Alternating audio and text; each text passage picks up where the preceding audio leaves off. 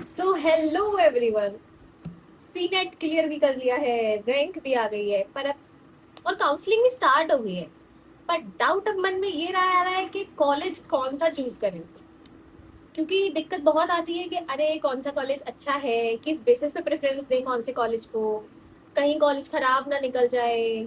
आखिर 4 साल की नर्सिंग का सवाल है। तो यही डाउट क्लियर करने के लिए मैंने ये वीडियो आपके लिए बहुत अच्छी बनाई है। वीडियो को टिल द एंड देखना और तुम्हारे सारे डाउट्स क्लियर हो जाएंगे। और अगर नहीं भी होते डाउट क्लियर तो कमेंट सेक्शन मेरा खुला हुआ है, बता देना, कर दूंगी रिप्लाई जैसे ही टाइम मिलेगा। तो देखो, बिना टाइम वेस्ट करें वीडियो को स्टार्ट करते हैं।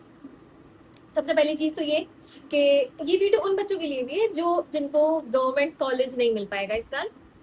Sorry to them, but private भी अच्छा है।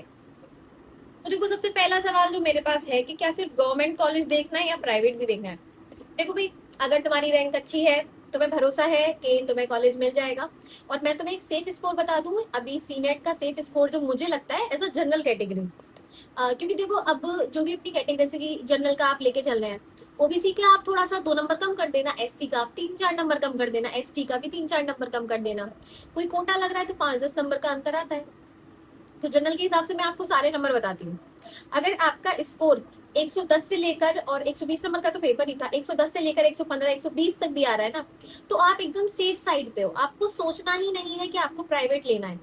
अगर आपका स्कोर 101 से लेकर 110 के बीच में है, तब भी आप सेफ साइड पे हो।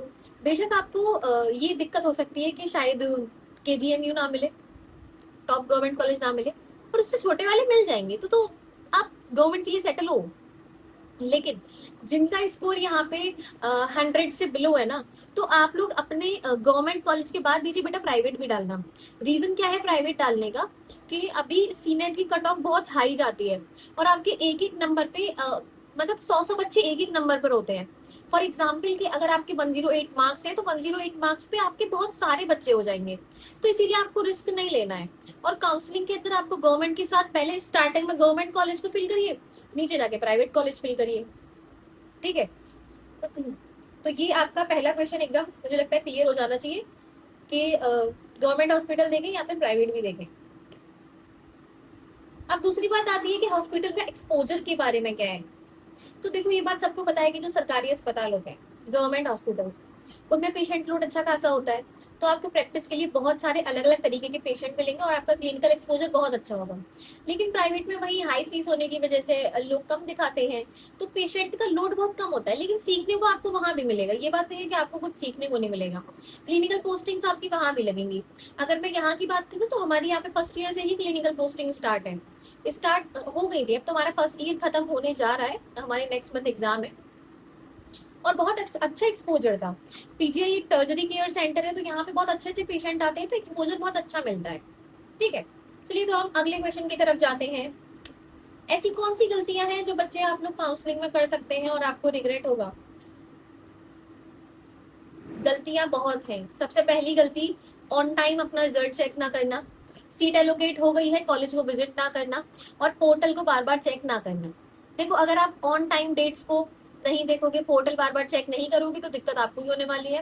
क्योंकि आपको पता ही नहीं चलेगा कब काउंसलिंग हो गई, कब डॉक्यूमेंट वेरिफिकेशन हो गया, सारे काम हो जाएंगे। इसीलिए आपको खुद पे देखते रहना है, खुद को टाइम देना है, और चीजों को देखते रहना है, वीडियोस देखते रहनी है जब तक आपकी काउंसलिंग चल रही है, एटलीस्ट तब तक तो। और उन बच्चों को खासकर जिनका स्कोर अभी लो है और उन्हें ऐसा लग रहा है कि उन्हें प्राइवेट कॉलेज लेना पड़ेगा, उनके लिए ज्यादातर। ठीक है। अब अगली बात मैं जो आने वाली हूँ कि कॉलेज चूज करते वक्त एग्जैक्टली कौन कौन से फैक्टर्स को देखा जाए।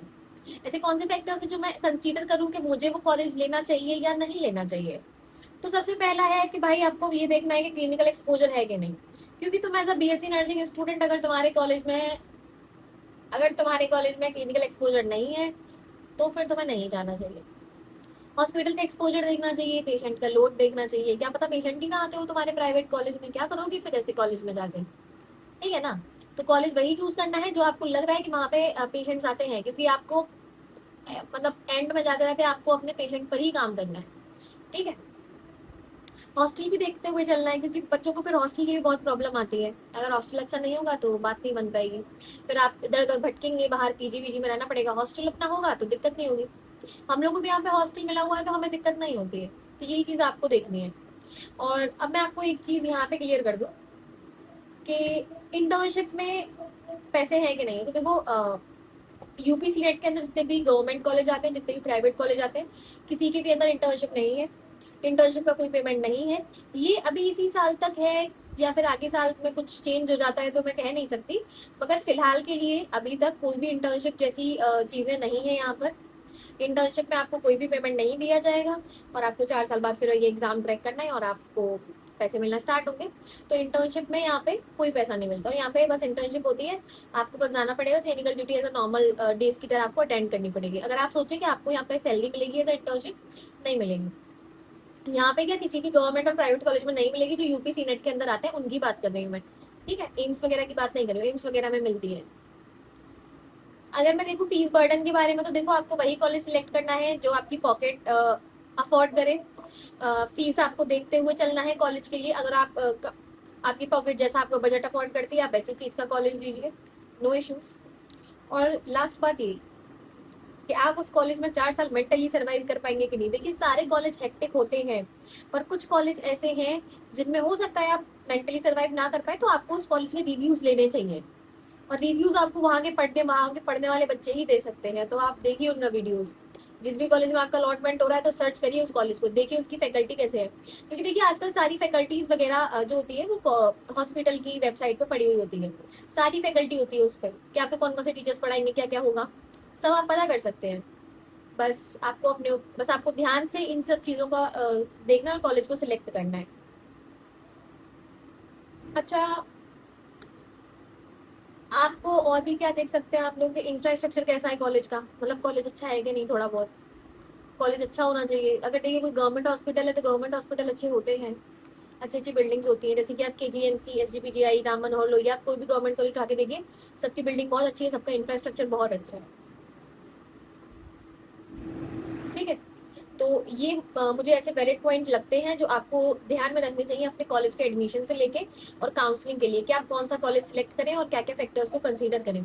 अगर इसके अलावा आपका कोई और डाउट हो तो आपके लिए कमेंट सेक्शन है, तो आप लोग मुझे कमेंट करिएगा और मैं आपके सारे डाउट्स का रिप्लाई दूंगी। और if you wanted any topic कि आप उस पर वीडियो बना दीजिए तो मैं वीडियो बना दूंगी, ठीक है। पर आपको मुझे बताना पड़ेगा। अभी तक के लिए इतना ही। Stay tune for this channel, और सब्सक्राइब कर लेना, लाइक कर देना और कमेंट भी कर देना प्लीज।